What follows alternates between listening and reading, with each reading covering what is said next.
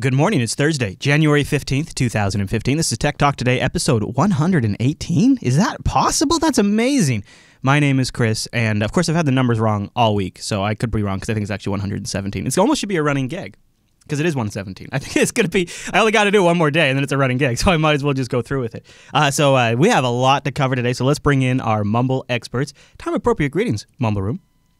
Well, you know, that's one thing I was thinking is that I got to call you out on it every single day for the running gag to work. There you go. Okay, so yeah. I think that officially counts. You called me out. That's right. I was thinking I should come up with a new name for the Mumble Room, like our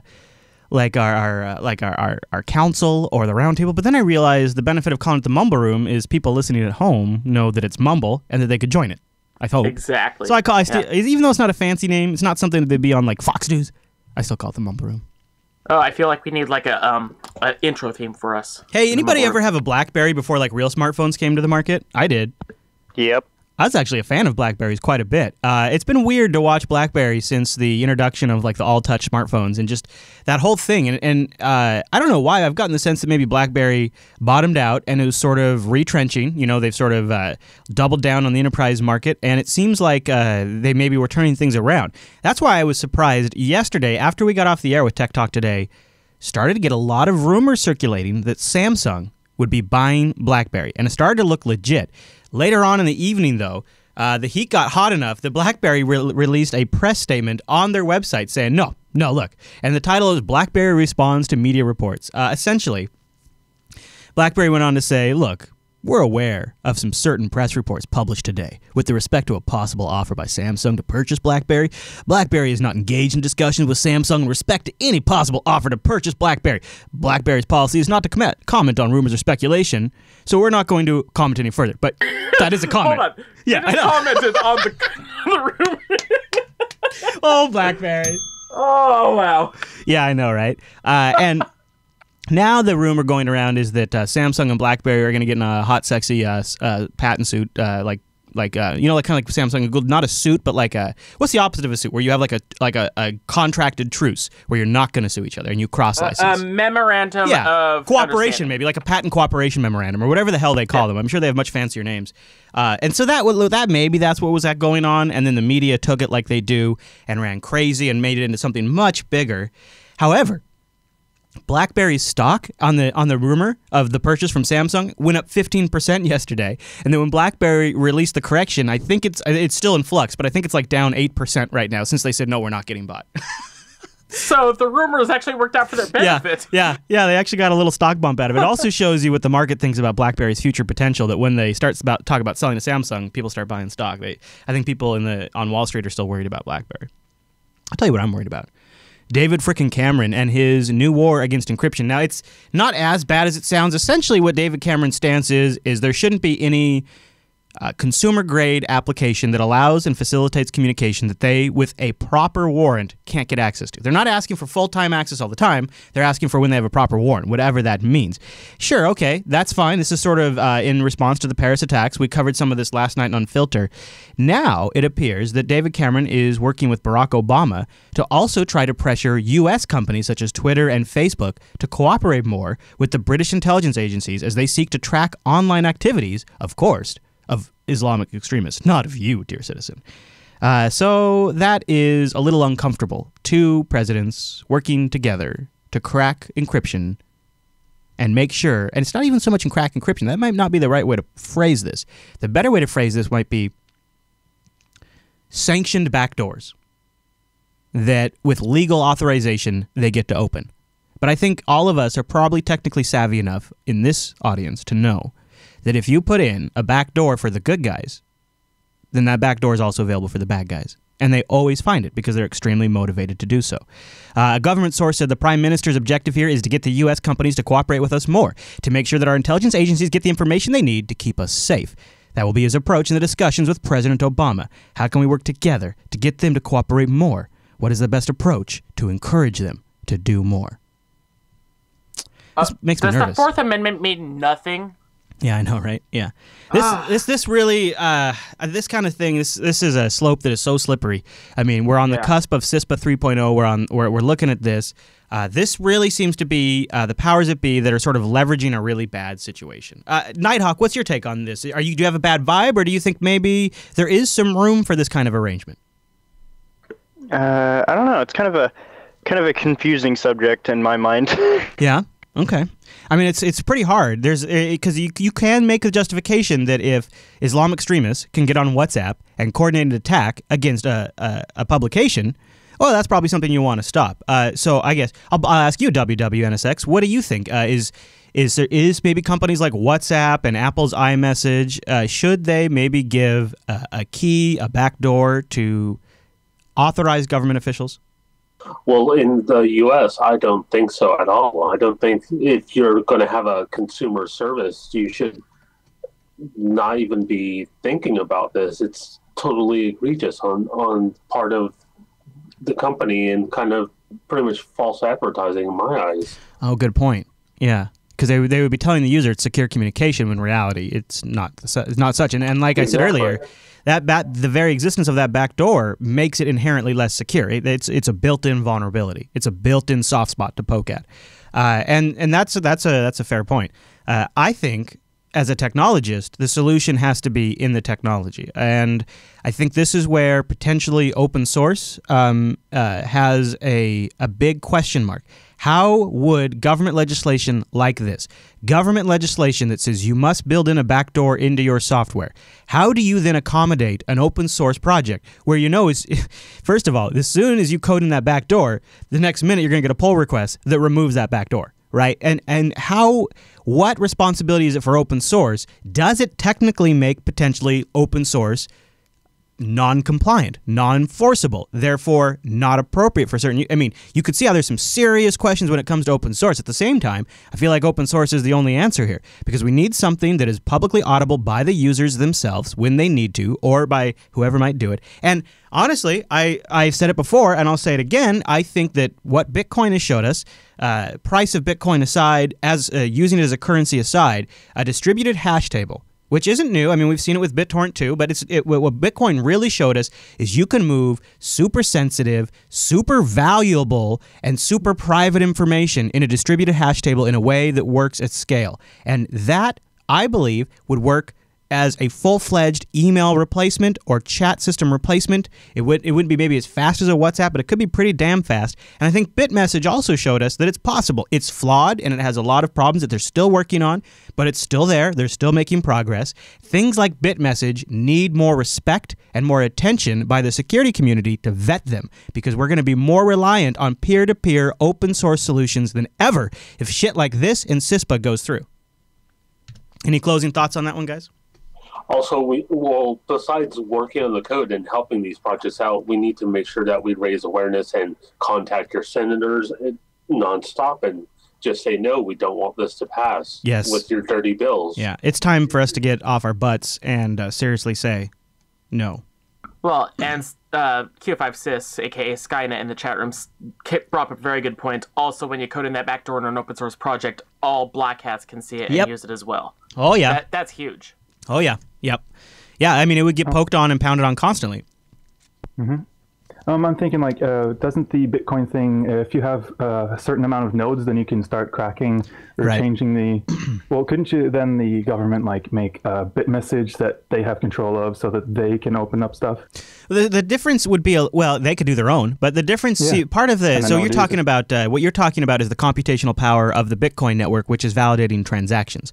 And if one group in the Bitcoin network has too much computational power, they could validate transactions that are not necessarily valid before the rest of the network can validate them. Ergo, you could sort of double spend because before anybody else can verify, the money's already been accounted by the group that has more processing power. That, though, wouldn't necessarily be an issue in a messaging system because you're not really doing the validation of financial transactions. So it's not the computing power of the Bitcoin network is the security component that verifies the transactions. The more computing power, the more secure the Bitcoin network is. But it doesn't necessarily directly translate to the hash table. That's sort of a separate piece. That's the database backend that facilitates that when that computing part is done, it stores it in that hash table.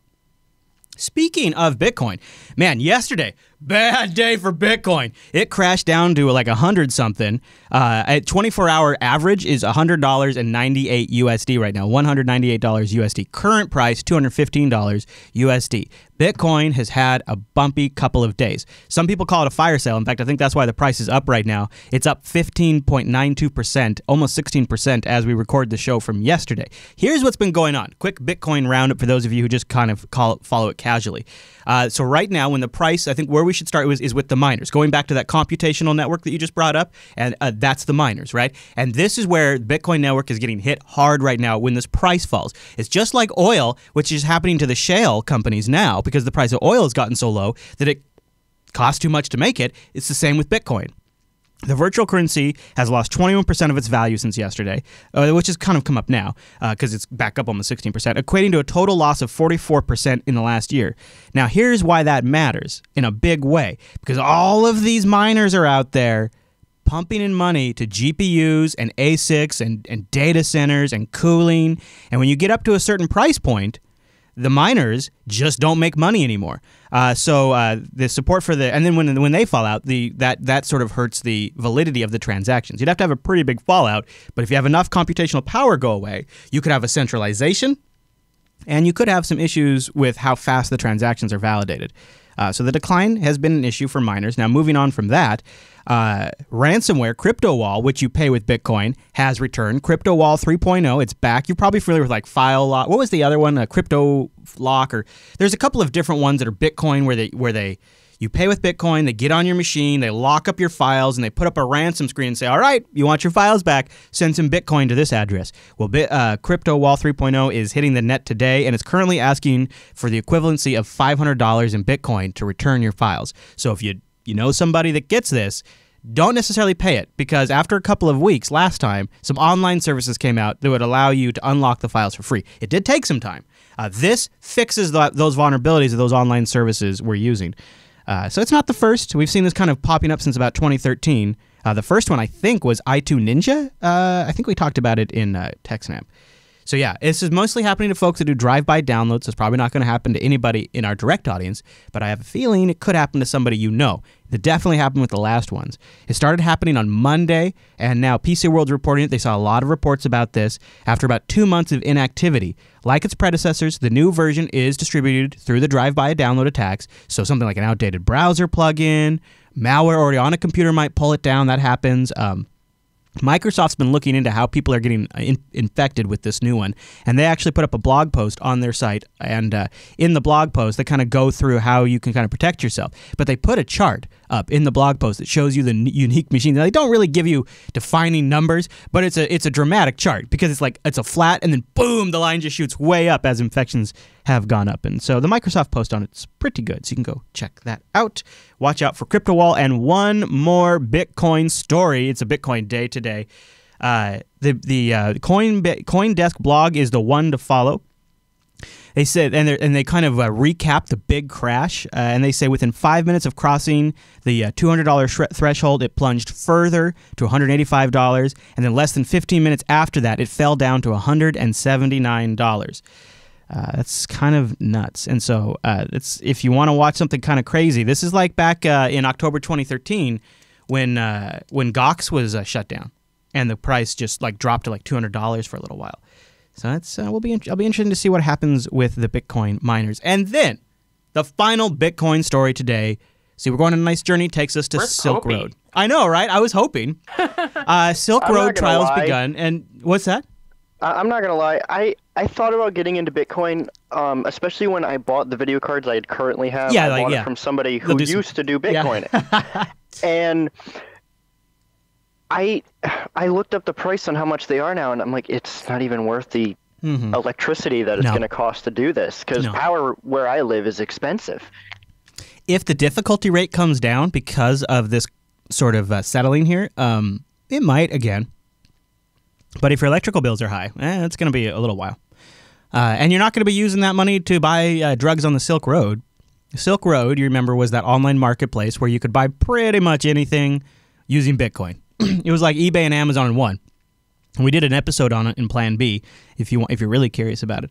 And Ross, I think it's, I'm going to get this wrong. I've never had to really say it out loud very often. Albrecht, I think is how you say his last name. Ross Albrecht? Albrecht, yes. Albrecht, yeah. He was the Dread Pirate Roberts on the Silk Road. He allegedly ran the Silk Road. 30-year-old man out of Texas. He is now going to trial. But the problem is the judge said right off the bat when the case began that it was a highly technical issue that must be made clear to the jury. If I believe things are not understandable to the average juror, we will talk about what might be a reasonable way to proceed at that time. After a first day of proceedings, the judge told the prosecution to be more clear with explanations of concepts central to the case, noting that she was unhappy with the mumbo-jumbo explanation of anonymizing service Tor. She also requested all readings of chat transcripts include emoticons. The general sense is that the jury has no idea what the hell the internet is, and the judge is struggling too.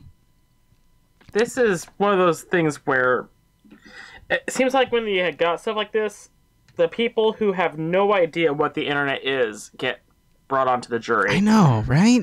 And the judge is completely clueless too, like you just said. So it's just like anytime there is a trial involving cyber criminals, it's always people who have no idea what they're talking about. Yeah, they went back to like the 70s and got people that never even heard of computers. Yeah, exactly. I have no idea how they pick these people, but they are picking the wrong people. I totally agree. And these are the people that make up our laws, and this is the reason why CISPA gets through in the first place, because these people have no clue. You have to talk to them like they're in kindergarten. Yeah, you're right. You're right, unfortunately. It's always kindergarten somewhere, as Greg KH says. Speaking of CISPA, Errata Security, great blog, has a post up saying Obama's quote-unquote war on hackers, which I think is a great title, is going to destroy the cybersecurity industry as we see it today and create a cybersecurity police state.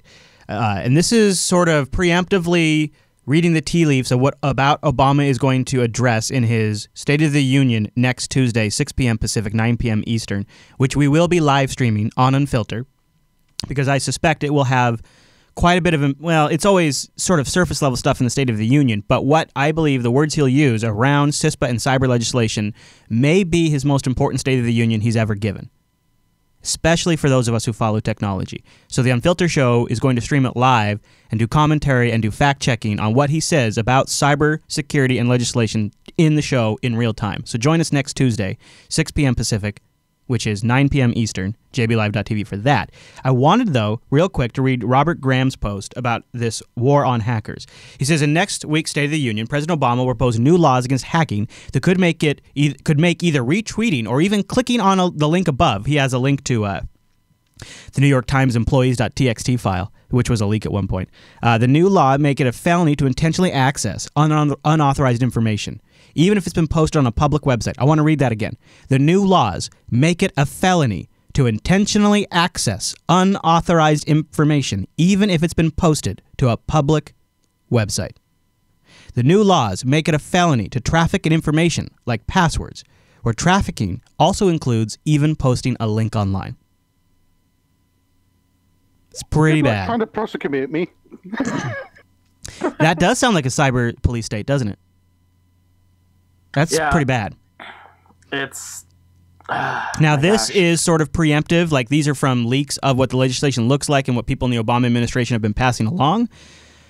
I'm a little scared about this, though. I just, because a lot of times we point the finger at the wrong people when they hack. I mean, look at the Sony hack. We're pointing the finger at the wrong people.